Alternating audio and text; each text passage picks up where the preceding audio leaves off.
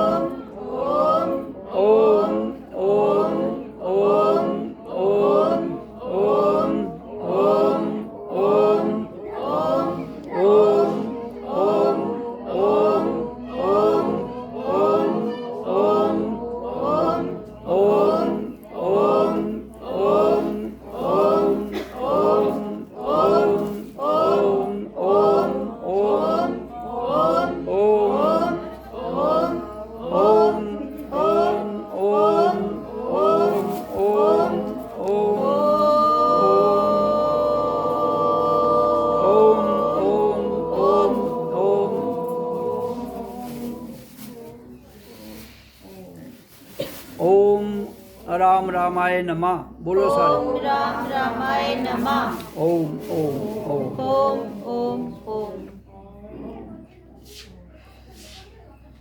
तो ये जो हमारा विश्व है, पूरा संसार है, जो जहाँ हम सब रहते हैं, जहाँ हमें ये जीवन मिला है,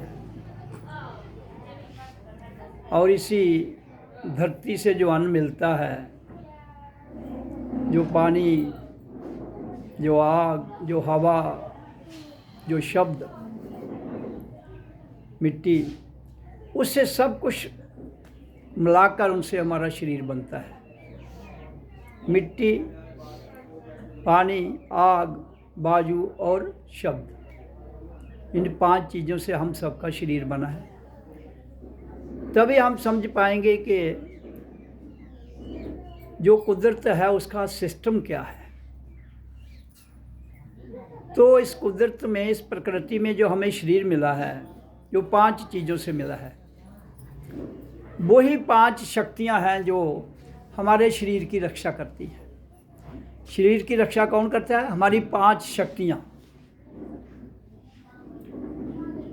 जन्म के समय जब हम पैदा हुए तो ये 5 शक्तियां गतिशील हो गई, तो हम जिंदा पाए गए जब हमने आवाज़ निकाली, ओ आ। जब बच्चा पैदा होता है आवाज़ निकालता है, उससे फिर ये शरीर गति में आता है। इसके बीच में जो रखी हुई मशीनरी है वो गति में आती है, और जिसमें श्वास क्रिया और खून चल पड़ता है, तो वो मशीनरी भी चल पड़ती है। जब तक श्वास क्रिया आती है वो मशीन चलती रहती है और जिंदा रहते हैं। जब वो श्वास जाती है, वापस नहीं आती है, तो शरीर खत्म हो जाती है। तो मैं बता रहा था आपको कि ये जो प्रतिक्रिया है ये सबके लिए एक जैसी है। नर नारी, बच्चा, बूढ़ा, नौजवान, सबके लिए श्वास लेना और श्वास छोड़ना, तो हम जिंदा हैं। अगर श्वास छोड़ दिया, वापस नहीं आया, तो हम जिंदा नहीं रहते हैं। मतलब ये शरीर जिंदा नहीं रहता है। और जीव आत्मा तो नहीं मरती है, वो निकल जाती है। तो इसलिए बचपन से लेकर जब तक हमने ज़िंदा रहना है, तो जो श्वास है इनको काबू में कर लो, शब्द को और श्वास को। शब्द है ओम, श्वास जो आप ले जा रहे हैं, इनको अगर आप जो भी आदमी काबू में कर लेता है, तो फिर क्या होता है, वो अपनी मर्जी से ज़िंदा रह सकता है। लोग कहते हैं ना किस्मत है, हम उससे ज़िंदा रहते हैं। ऐसा कुछ नहीं है। अगर आप अपने श्वासों को काबू में कर लो, आप जितनी देर ज़िंदा रहना चाहें तो रह सकते हैं। जैसे हम 1 मिनट में हर इंसान कितने 14 से 18 सांस लेता है। 12, 14, 18। अगर दौड़ेगा तो वो फिर ज़्यादा लेगा, बैठा होगा तो कम लेगा। तो जितने कम सांस लें हम, उतने ज़्यादा लंबा जीवन हो जाता है, ज़िंदा रह सकते हैं हम ज़्यादा देर। तो वो आपकी मर्जी है। अगर आप ध्यान में बैठो, ओम का उच्चारण करो, और सांस लंबा छोड़ोगे, लंबा करोगे, तो आपका जीवन लंबा हो जाएगा। क्योंकि श्वास का देखो ना, इसका मैं अभ्यास बताता हूँ। जैसे श्वास को भरा, ओ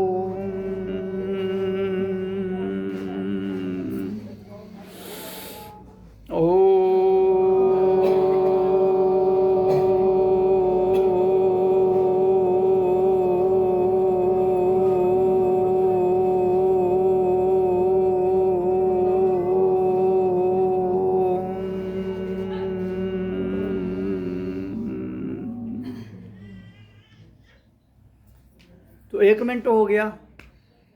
तो 1 मिनट में 3 सांस लिए, 3 छोड़े, कितने हो गए? 6। तो हम कितने लेते हैं? 12, 14, 18। तो अगर हम 6 सांस लेते हैं 1 मिनट में तो कितने बच गए? 8। अगर हम 14 लें तो 8 सांस बच गए 1 मिनट में। तो अगर 24 घंटे में कितने बच जाएंगे? आप जितनी देर मर्जी, ये कोई नहीं मारता है, कोई भगवान, कोई तुम्हारे में डंडा लेके नहीं लगा कि हम तुम्हें मारने आए ना। तुम्हारा भगवान, तुम्हारा गुरु, तुम्हारा ईश्वर तुम्हारे भीतर है। जब तक तुम्हारा शरीर है तो तुम्हारा गुरु कौन है? श्वास। उसको काबू में कर लो। और दूसरा है आवाज़, ओम। इसमें दोनों चीज़ें जा रही हैं। जब मैं ओम कर रहा हूँ तो क्या जा रहा है? बाहर श्वास बाहर जा रही है, और मैं सांस ले रहा हूँ, अंदर जा रही है। तो आपके दोनों काम हो गए। ओम करने से आपका ध्वनि शादी जाएगी, कहते हैं ना शादी लाओ को सही तो काम हो जाता। तो आवाज़ भी सद जाएगी और श्वास भी सद जाएगा। मतलब एक ही ध्वनि को करने से आपके दोनों कार्य हो जाएंगे। जो 2 ही गुरु हैं आपके, 2 ही भगवान हैं जन्म के समय जो मिले हैं आपको। तो जन्म के समय जो 2 भगवान आपको मिले हैं, उसी की वजह से तुम जिंदा रहोगे। अगर तुम्हारा सांस 1 मिनट के लिए बंद कर जाए, छुट्टी हो जाएगी ना। खाना आपको हफ्ता ना मिले, 15 दिन ना मिले, जिंदा रह सकते हो। पानी ना मिले तभी हफ्ता नहीं। श्वास तो आपको 1 मिनट नहीं मिले तो छुट्टी हो जाएगी ना। तो इसलिए सबसे बड़ा गुरु कौन है आपका? ओम और श्वास। हर जगह आपकी रक्षा करेगा और वो तुम्हारे पास है। कहीं आपको भटकने की आवश्यकता नहीं है। इसलिए मैं बता रहा था, अभी बता रहा हूं कि 2 ही गुरु हैं आपके। कौन? एक श्वास और एक आवाज़। समझ आ गई? आवाज़ कौन सी है? ओम। ओम क्यों? जब हम पैदा हुए, आप सब इधर जितनी भी बैठी हैं नारी समाज है, तो नारी समाज ही बच्चों को जन्म देता है। उनको तो पता है क्या आवाज़ निकालता है। ओवा बच्चा जन्म के समय, यही है ना। तो जैसे ही आवाज़ निकालेगा तो श्वास उसकी चलना शुरू हो जाएगी। आवाज़ निकालते ही श्वास शुरू हो जाती है, फिर वो चलती रहती है। तो ये दोनों गुरु ने हमें जन्म दिया है और यही हमारी पालन पोषण करेंगे। तो इसके अलावा और जो शब्द बोलते हैं हम, राम कृष्ण, ये तो बाद की बात है। जब किसी का नाम राधा है, किसी का नाम सीता है, किसी का नाम गौरी है, तो आपकी रक्षा कौन कर रहा है? ध्वनि और श्वास। जिसके अंदर श्वास रोकने की ताकत है, उसको कोई अगर बीमारी भी हो गया, आप श्वास रोकोगे, बीमारी भी भाग जाएगी अपने आप। तो तभी जो पंडित ब्याह में आते हैं ना, तो वो फोटो बनाकर ओम की पूजना कराते हैं और उसके साथ मंत्र बोलते हैं। तो अगर आप सब लोग अपने घरों में रोज़ 5 मिनट निकाल के कर लो तो कोई दिक्कत थोड़ी है, कोई दिक्कत नहीं है। ऐसे आप कितनी बातें करते रहते हो इधर उधर की फालतू की, जिनसे कोई लेना देना नहीं है। तो अपना जीवन सुखी रहे, संसार सुखी रहे, आप भी सुखी रहें। और वासुदेवम कुटुंबम जो कृष्ण अर्जुन को गीता में बता रहा है, अर्जुन ये पूरी धरती एक परिवार है और परिवार सुखी रहे तो आनंद आता है। तो उसको सुखी रहे तो उसके लिए जो मैं सिंपल बता रहा हूँ कि इसको उच्चारण कर लो। श्वास आ रही है, जा रही है, आपको सुखी हो जाएंगे। तो इस गांव में मुझे कितनी देर से सत्संग करते हो गया, मेरा 18-20 साल हो गया। और ये सनातन है। जिस सनातन की आवश्यकता आज के युग में बचाने के लिए खासकर हिंदू समाज जो है वो सनातनी है, वो तो करें, वो भी नहीं करते हो।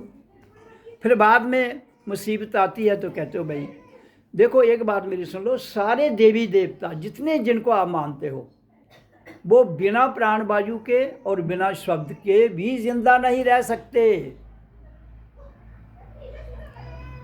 आप जिसको भी देवता मानते हो वो सब चाहे वो जिंदा है चाहे वो नहीं जिंदा है, शरीर है या नहीं है, उन दोनों को गति ओम से मिलेगी और ओम के द्वारा उनको जन्म होगा और फिर प्राण वायु के द्वारा उनको कार्यक्रम जो है वो चलता रहेगा। सिंपल सी बात आप लोगों को समझ नहीं आती है, पता नहीं क्या बात है। और जो जिस देश में आप रह रहे हो उस देश की जो परिस्थिति है आज जो मैं देख रहा हूँ बड़ी गड़बड़ है।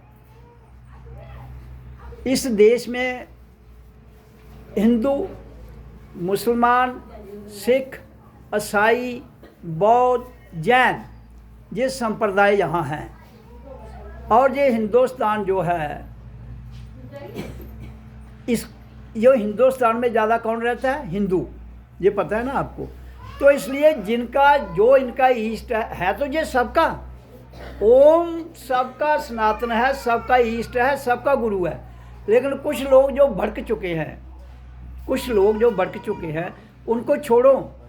लेकिन जो अपने आप को हिंदुस्तान में पैदा होकर हिंदू मानते हैं या कहीं भी दुनिया में हैं, उनको तो ये ओम का उच्चारण करना चाहिए। अगर शांति लानी है, अगर ठहराव लाना है, अगर गरीबी दूर करनी है, अगर भाईचारा नहीं, तो आपको पता है कि बाहरी ताकतें इस देश पर पहले भी राज कर गई हैं। 200 साल अंग्रेजों ने राज किया है। वो क्यों किया? तब भी आप बटे हुए थे, आज भी आप फिर इकट्ठे नहीं हुए। अभी तो याद हुए आपको 77-78 साल हुए हैं। 800 साल मुगलों ने राज किया, 200 साल अंग्रेजों ने राज किया, उससे पहले और भी किया। जो हमलावर लोग थे वो आए, लेकिन आप इकट्ठे ना होने के कारण वो यहाँ राज कर गए। कब समझ आएगी आपको? ये मत समझना कि हम चले जाएंगे, आपके बाद आपके बच्चे उनको भुगतना पड़ेगा। तो इसलिए बच्चों से लेकर बूढ़ों तक, नर से लेकर नारी तक, हर समाज को ओम राम रामाय नमः ये मंत्र करना चाहिए। ओम राम रामाय नमः रोज आधा घंटा बैठ के चलते फिरते मुंह में करते रहो। बाकी कर्म करो आप जो कर रहे हो अपना। और हमारा देश जो है ये मंत्र सबसे दुनिया का महामंत्र है जो मैंने बता दिया आपको।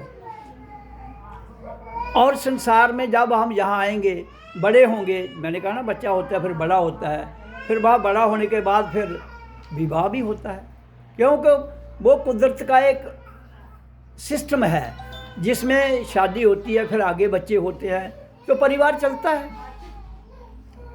वंशवाद चलता है। तो उसके लिए हम एक जैसे कोई उत्सव नहीं होता है, हम उस रूप में उस उत्सव को मनाते हैं।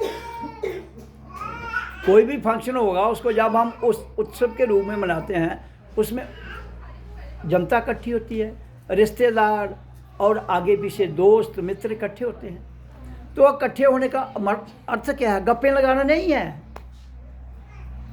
उसका अर्थ यही है कि बैठ के जो आप जैसे रिश्तेदार आते हैं, ढोलकी बजाते हैं और उसके साथ फंक्शन गीत गाते हैं और प्रसाद वगैरह देते हैं, यही फंक्शन है। उसके साथ बैठ के सत्संग भी कर लो। कोई मना थोड़ी है कि आप गीत नहीं गाओ, कुछ मना नहीं है।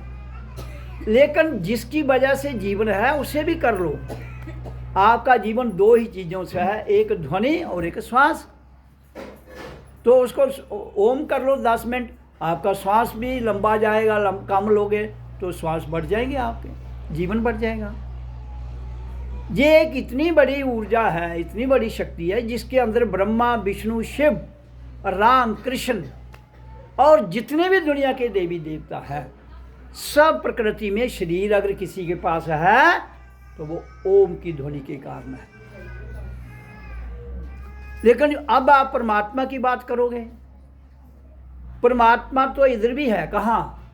धरती पर, कहाँ? हमारे भीतर भी है और बाहर भी है।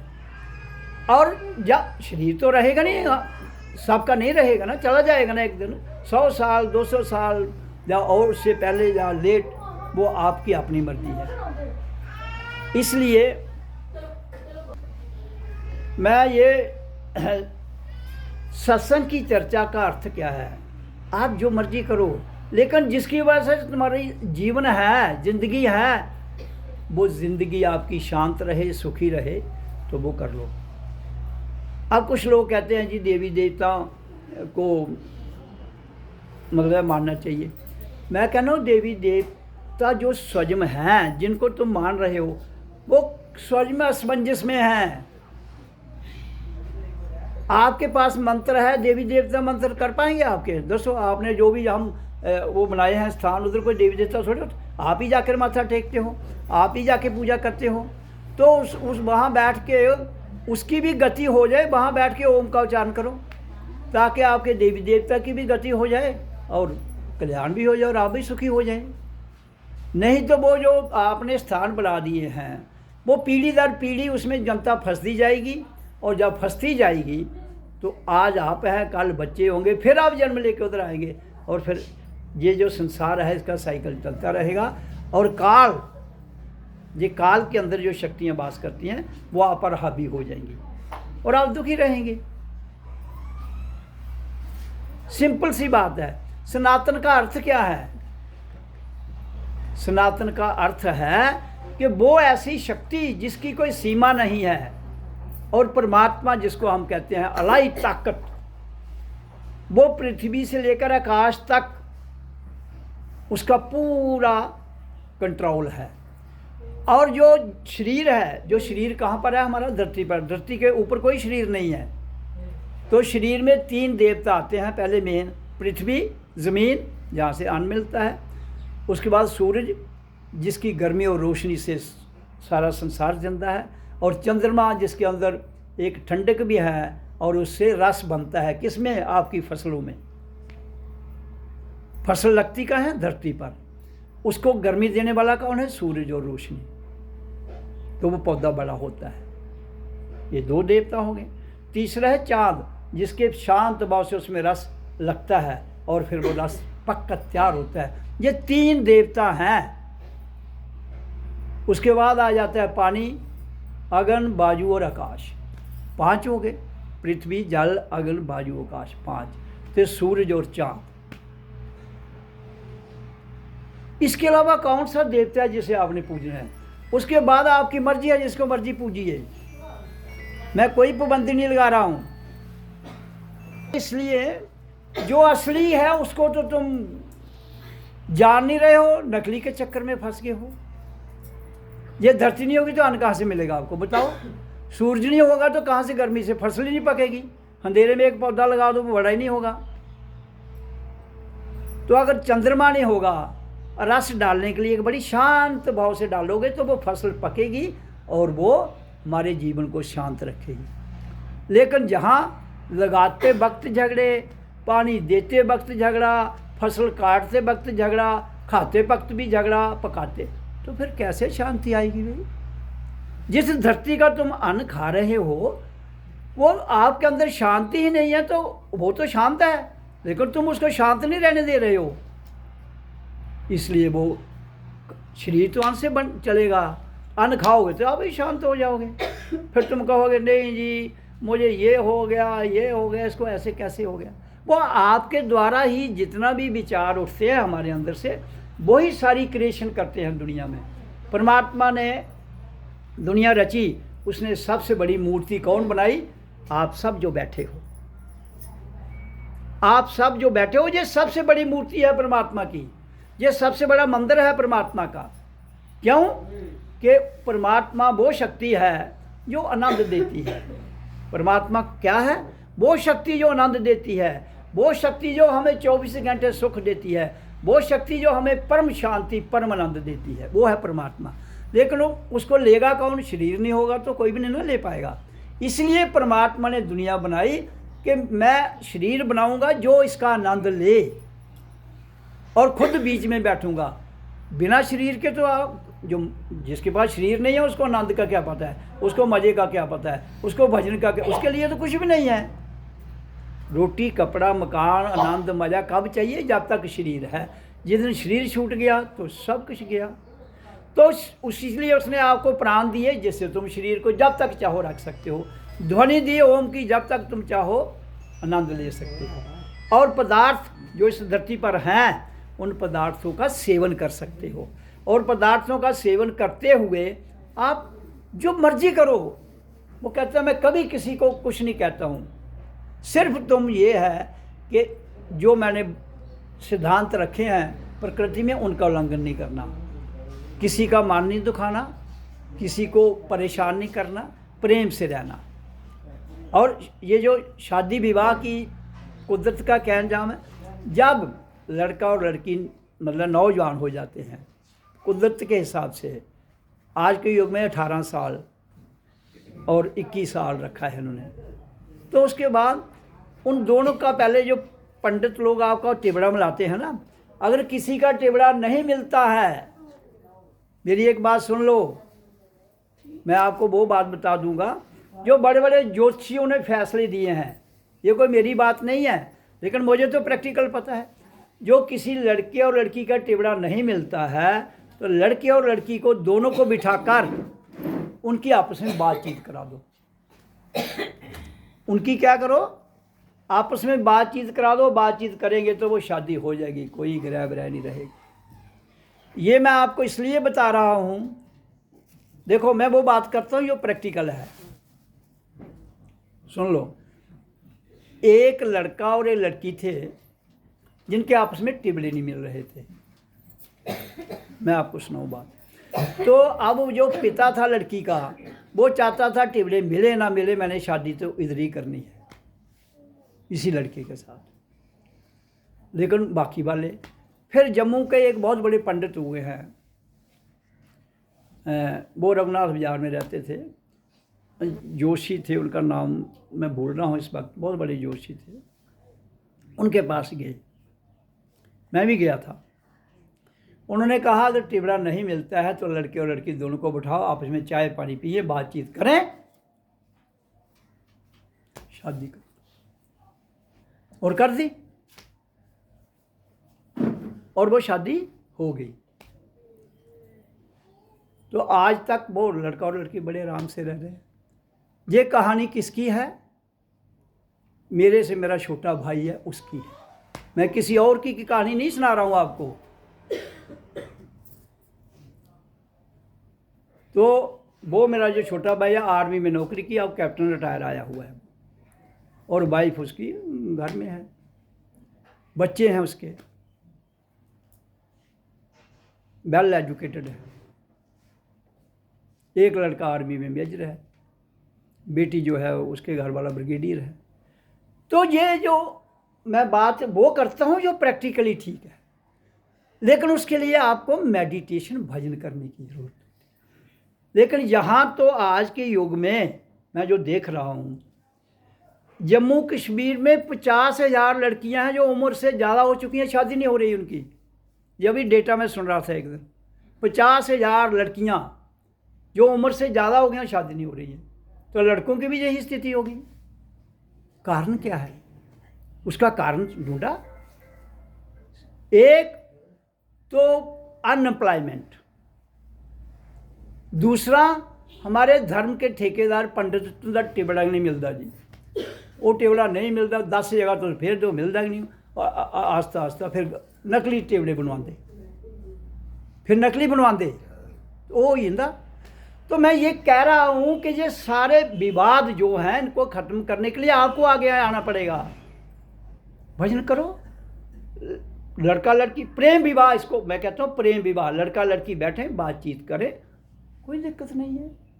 कोई किसी को खा थोड़ी जाता है, कोई नहीं खा लेता है, किसी का कुछ नहीं घटता है। सिर्फ फर्क इतना है कि हमारे विचार शुद्ध होने चाहिए, हमारे विचार शुद्ध होने चाहिए, हमारी सोच ठीक होनी चाहिए, हमें किसी को तंग नहीं करना चाहिए।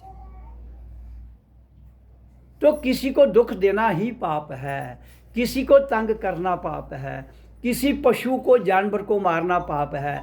जो कि आपके देवी देवता कहते हैं भाई इधर किसी जानवर को मारो, भैया हैं उनको दूर करने की ज़रूरत है, आपने दूर करनी है, किसी और ने नहीं आना है। यहाँ कोई भगवान नहीं आएगा, ये तुम्हें जागना है। जब तक जागोगे नहीं तो दुनिया में उपद्रव, दुनिया में शांति, दुनिया में मार काट, लड़ाई झगड़े कभी खत्म नहीं हो। तुम तो इस धरती पर परमात्मा ने कहा स्वर्ग है, जाओ आनंद लो, लेकिन तुमने इस आनंद को, स्वर्ग को तो नरक बना दिया है। फिर कसूर एक दूसरे का लगाते हो, जबकि सब ही तुम कसूरवार हो, सब ही ठीक हो जाओ भाई, तो किसी को कसूर लगाने की जरूरत नहीं है। तो जब खुद मेरा कसूर है तो मैं दूसरों को कहूँ भाई तुम ठीक हो जाओ, सब ठीक हो जाए ना। इसलिए मैं कहता हूँ कि रोज शांत ध्यान में बैठिए, उससे आपका गुस्सा भी कम हो जाएगा। क्रोध, ध्यान में बैठोगे क्रोध शांत होगा, धीरे धीरे धीरे धीरे धीरे ठहर मना, धीरे सब कुछ होए। माली सींचे 100 गड़ा, ऋतु आए फल होए। तो आप शांत हो जाएंगे। कर्म करो, काम में कोई पाबंदी नहीं है। जो काम कर रहे हो प्रेम से करो।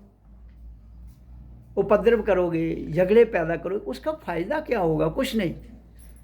कोई वाला नाराज होता है, एक दो में से एक शांत हो जाए तो भी काम चल जाता है। अगर दोनों डंडा लेके खड़ा हो जाएंगे तो झगड़ा हो जाएगा, ज़्यादा पंगा हो जाएगा, किसी की जान भी जा सकती है।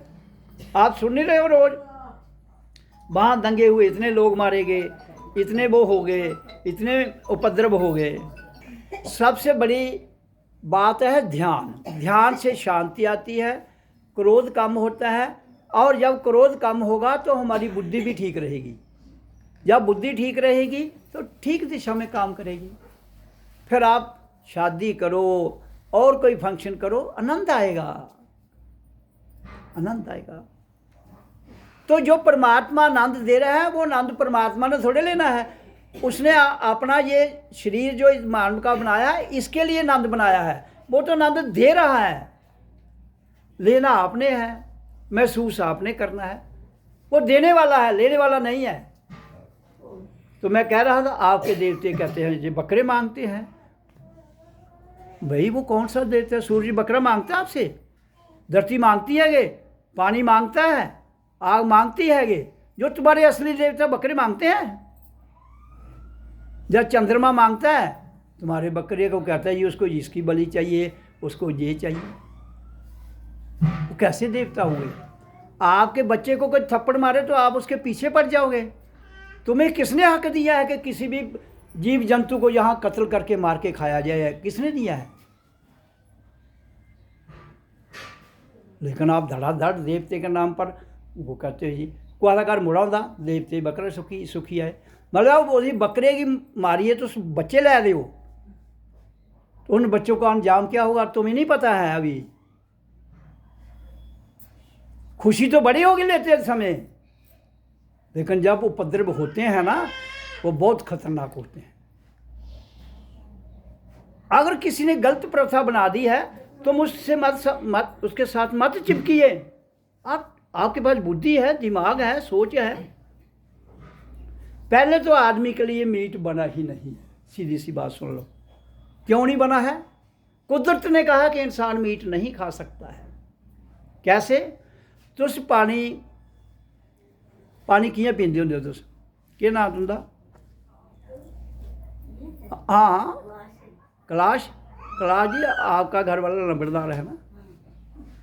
तो पानी कैसे पीते हो आप? गिलास से ढीक लगा के पीते हो कि जिब्बे कन्नै पींदे होंदे हो? ढीक लाइए।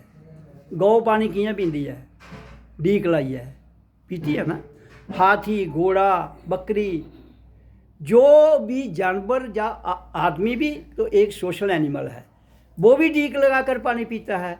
और जानवर भी कुछ ढीक लगाकर पानी पीते हैं, और कोशिश जीबा करना। कुत्ता कियां पींदा है? पीता है ना। शेर जीबा करना, बिल्ली जीबा करना। जेड़ा आदमी ढीक लाइए पानी पींदा, चाहे जानवर हो तो चाहे आदमी हो, वो मांस नहीं खाता है ढीक लगाकर। जानवरों से सीखो। गाय मांस खाती है, घोड़ा मांस खाता है, हाथी मांस खाता है, तो फिर आदमी भी ढीक ले। जानवर उल्लंघना नहीं कर रहा है, कुदरत के निजाम की जानवर उल्लंघना नहीं कर रहा है। लेकिन आप तो धड़ाधड़ जो मिलता है, और आपके देवता भी खाते जाते हैं।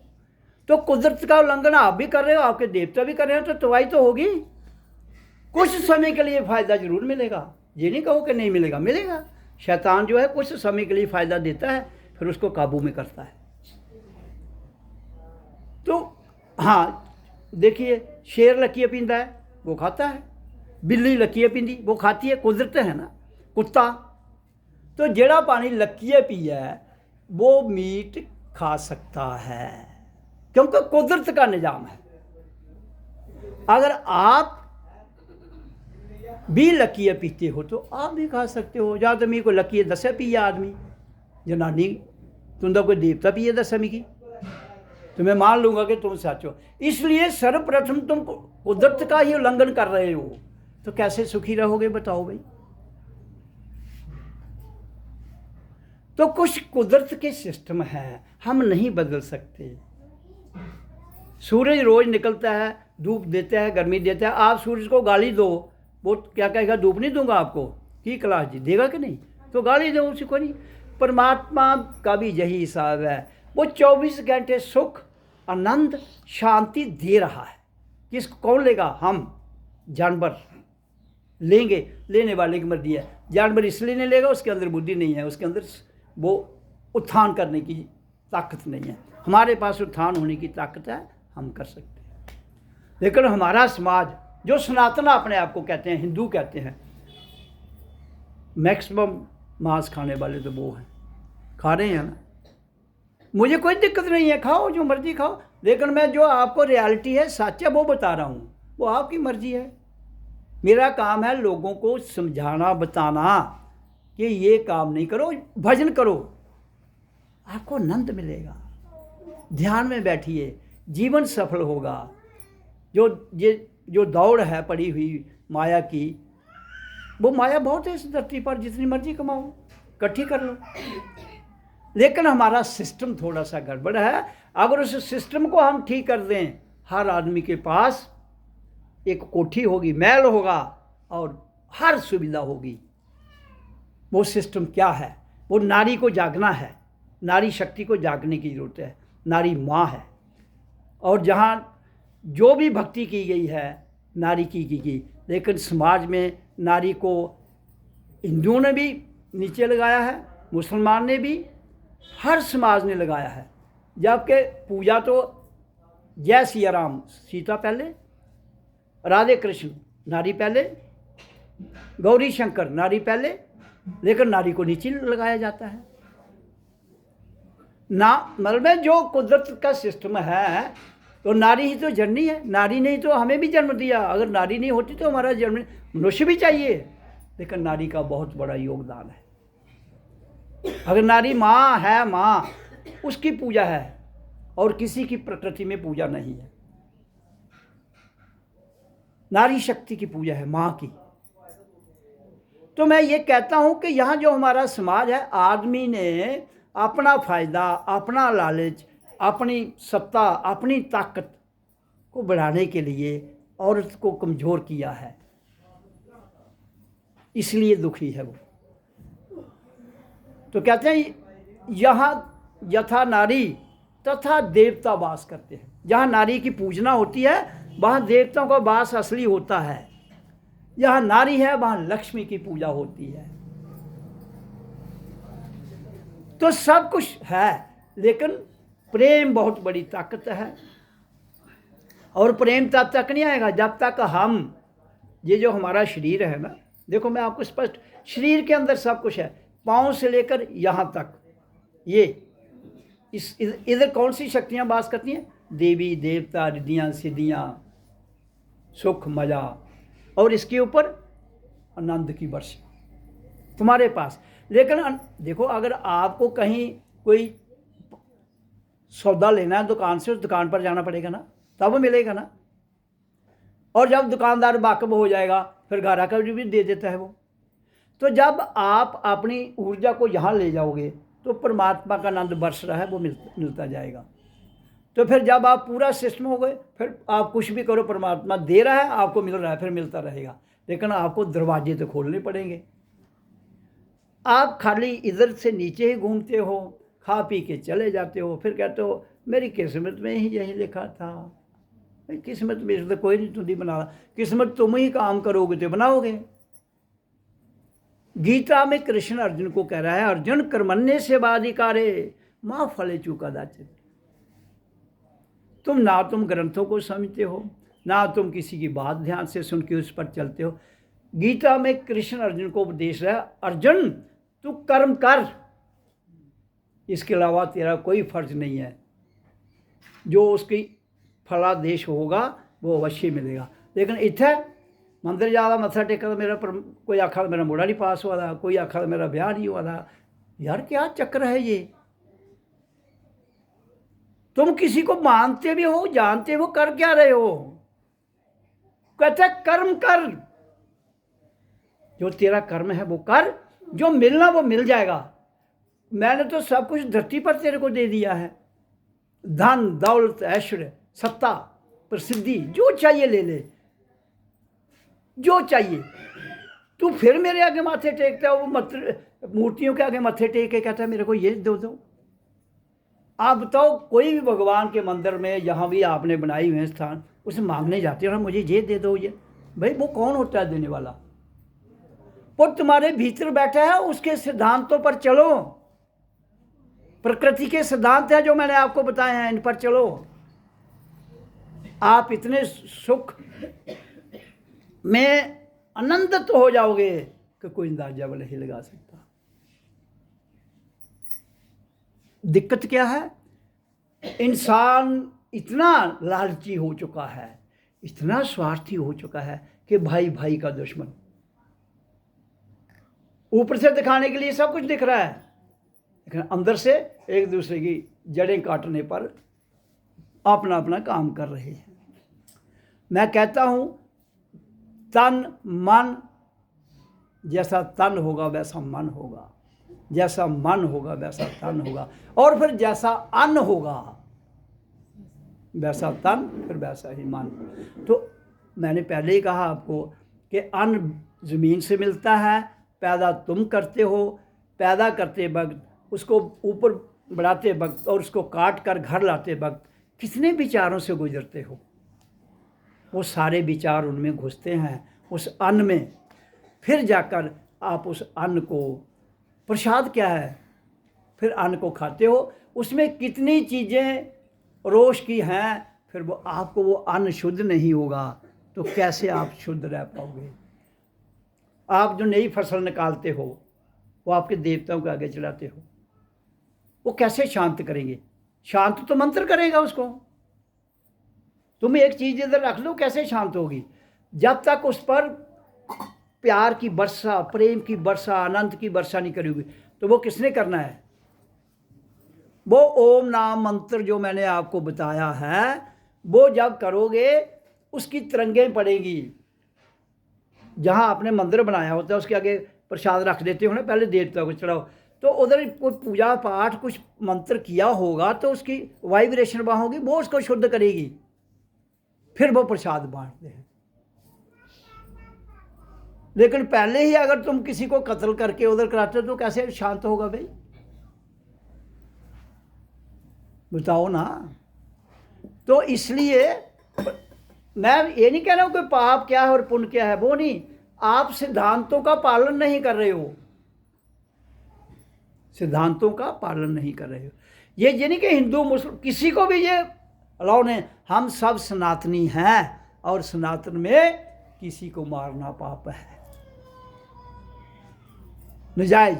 हाँ, जिस दिन तुम अपनी ऊर्जा को इस नंद में ले जाओ, फिर आप जो मर्जी करो, आपको कोई पाप पुण्य नहीं लगेगा, आप मुक्त। किसी ने नहीं आना मुक्त करने, आपको सच में ही करना पड़ेगा। क्या करना पड़ेगा?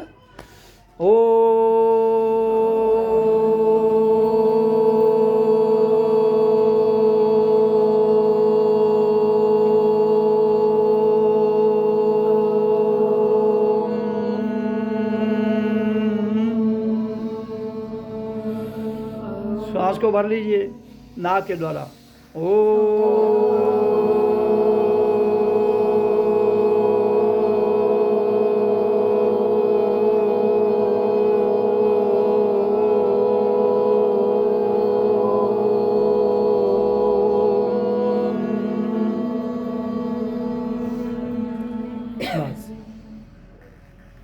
मुंह में ओम सोहं ओम मैं हूँ, ओम रामाय नमः भी कह सकते हो। तो ये उच्चारण पहले करके सिंपल सा बेहतर है। चप्पी लगाओ, रीढ़ की हड्डी को सीधा रखो, आप कुर्सी पर बैठ जाओ, बेड पर बैठ जाओ, कोई तंगी नहीं है।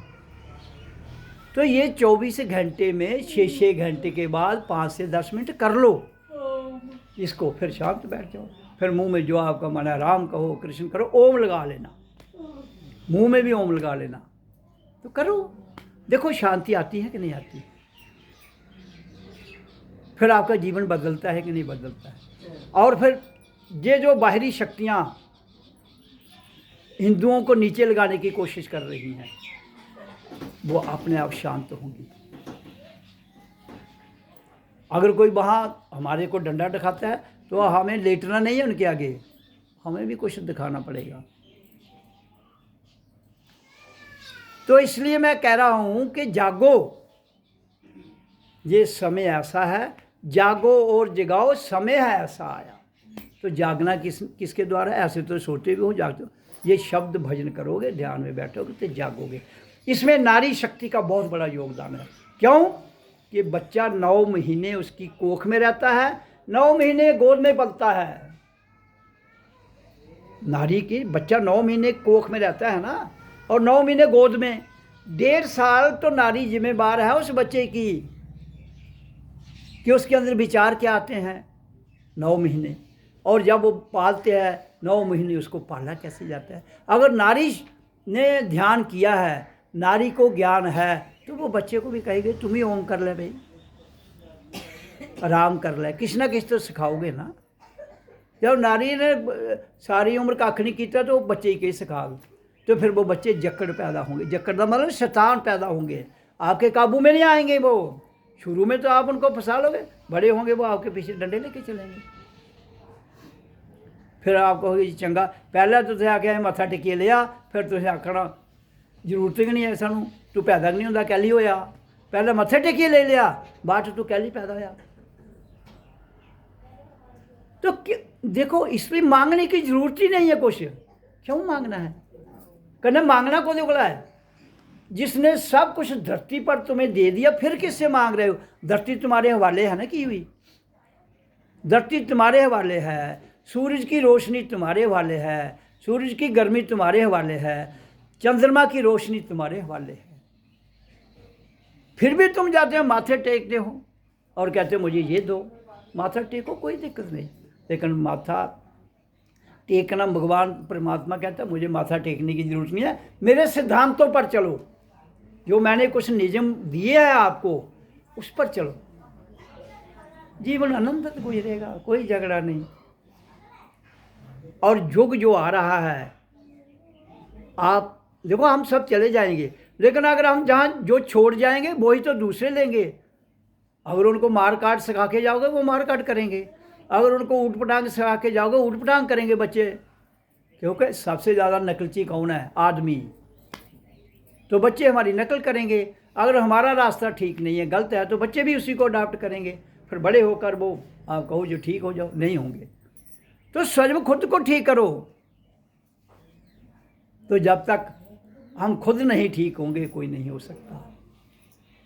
देखो मैं आपको बात बताऊं, मेरा जो पिताजी थे वो मंदिर के पुजारी थे, पंडित थे, लेकिन मैं आज पंडितों के खिलाफ तो नहीं बोलता हूँ, लेकिन वो कहते हैं आप तो खिलाफ, मैं उनको जगाता हूँ, जाग जाओ,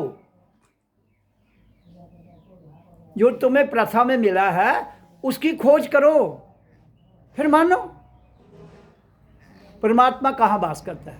सुनते जाओ, यहाँ नाभि में ब्रह्मा, हृदय में विष्णु, और यहाँ शिव, और यहाँ आपकी लाई ताकत परमात्मा वास करता है। चारों तो आपके पास है। पृथ्वी से हमारा शरीर बना है, सूर्य से हमारी बुद्धि बनी है, चंद्रमा से हमारा मन बना है, ये तीनों तुम्हारे पास है, ब्रह्मा, विष्णु और शिव। लेकिन आपको ये किससे, ये इसी ध्वनि से और श्वास से आपको समझ आ जाएगी, जो मैंने बताया इससे पूरी समझ आ जाएगी। करना आपको है, तो उस मत्थे टेक दोगे तब काम नहीं होगा, करना पड़ेगा ओम का उच्चारण और राम का उच्चारण। ये करना पड़ेगा। अगर नहीं करोगे कोई फ़ायदा नहीं।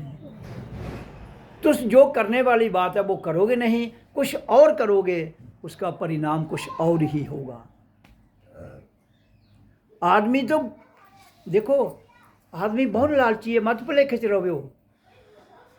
मैं भी चाहे आदमी हूँ, बहुत लालची है। मैं किसी की मिसाल नहीं कर रहा हूँ, मैं अपनी दे रहा हूँ। लेकिन मैं लालची इसलिए होता हूँ कि देखूं कि कहीं ये लालच मुझे पकड़ तो नहीं लेता है। मैं किसी की पकड़ में नहीं आता, इतना फर्क है। तुम भी किसी की पकड़ में ना हो, जितना मर्जी लालच करो, मैं कभी मना नहीं करूँगा। हाँ, अगर लालच की पकड़ में आ जाते हो वो खतरनाक है, वो खतरनाक है। तो इधर कोई भी चीज़ ये छोड़ो वो छोड़ो, कोई छोड़ना बोलना कुछ नहीं है, सिर्फ जगाना है अपने आप को। जागो। तो जागने के लिए ही सत्संग करना है। जो औरतें ढोलकियों से सत्संग करती हैं ना, करो, नाचो, लेकिन उससे पहले ओम का उच्चारण करो। या नाच के ओम का उच्चारण कर लो, ध्यान लगा लो, और कुछ भी करने की जरूरत नहीं है। आपका जीवन सफल आनंदित हो जाएगा। किसी को नाचना नाचिए। आपको पता है चैतन्य महाप्रभु वो नाचते थे तो कहते हाँ हाँ हाँ, यह प्रभु यही प्रभु ये प्रभु। नाचते नाचते उसने प्रभु को पा लिया। तरना जट ने उसी हल बांधे बांधे पाई लिया। रविदास ने जुट्टियां गढ़दे ओहदे च गंगा दिखी, ओहदे च जोहदे च कोई पानी हुंदा जोहदे जुट्टियां डोबदा। मन चंगा मेरी ते कटोती से गंगा। कितने उदाहरण है आपके सामने। कबीर ने खड्डी बुनदे बुनदे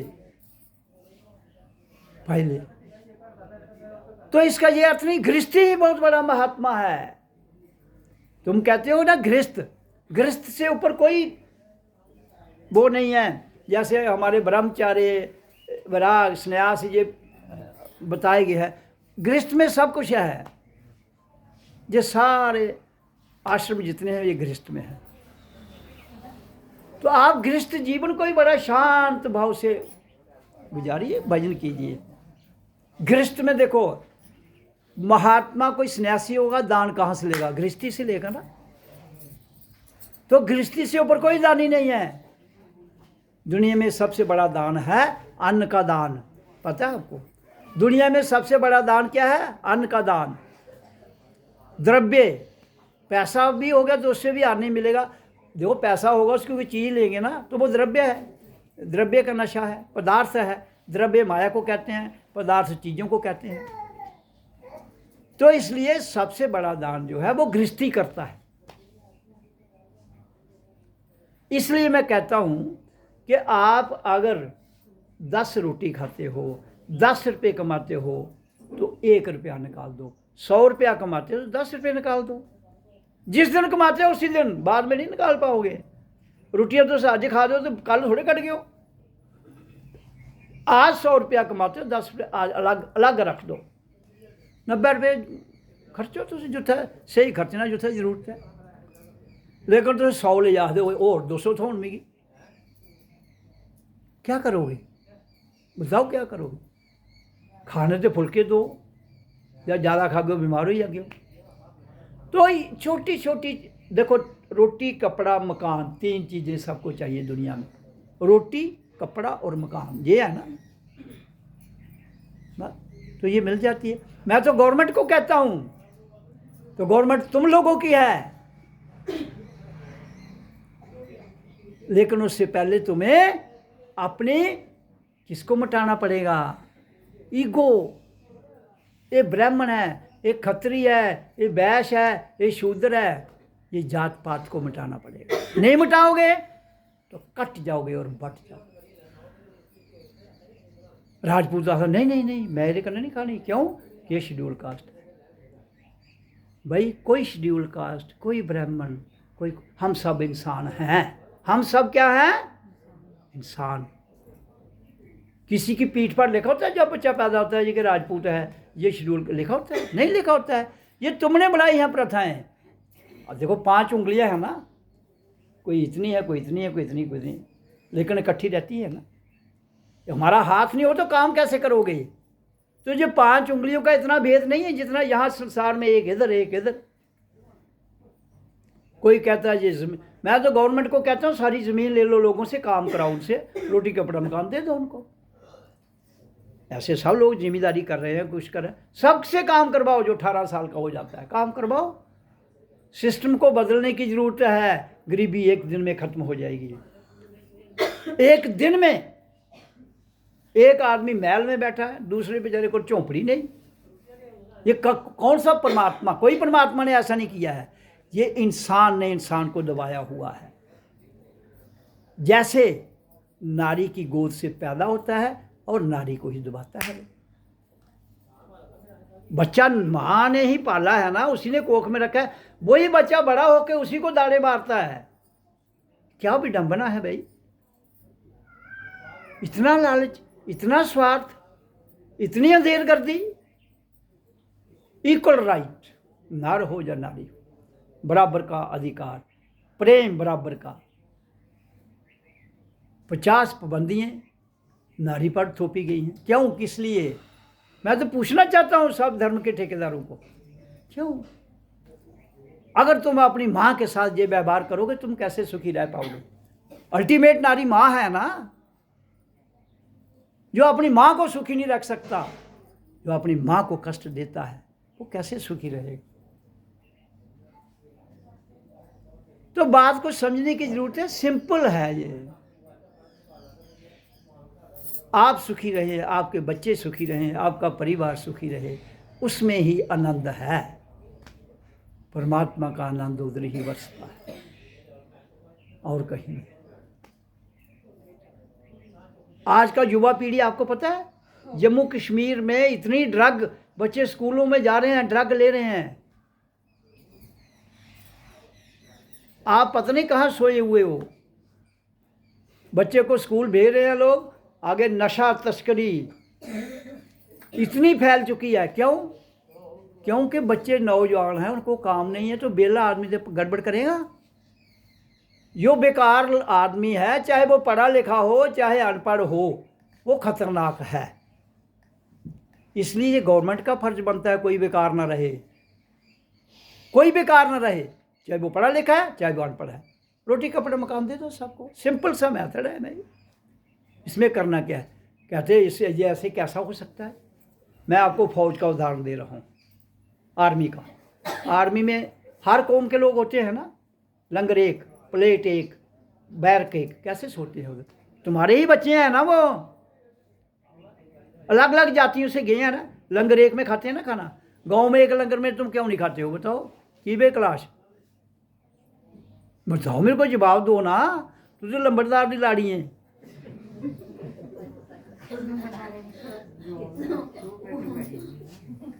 बताओ ना, आपका बेटा फौज में जाएगा, उधर आख गए मेरे मैं नहीं खानी, इतने तो बजन नहीं देगी हो। मुझे पता चला है कि इनके घर में जब वो सत्संग होता है त्रिप्ता जी के, तो ये राजपूत इसलिए आते हैं क्योंकि उधर दूसरे कौम के लोग भी आते हैं। यार क्या करोगे तुम? कौन सी पूजा कर रहे हो? कौन सी भक्ति कर रहे हो?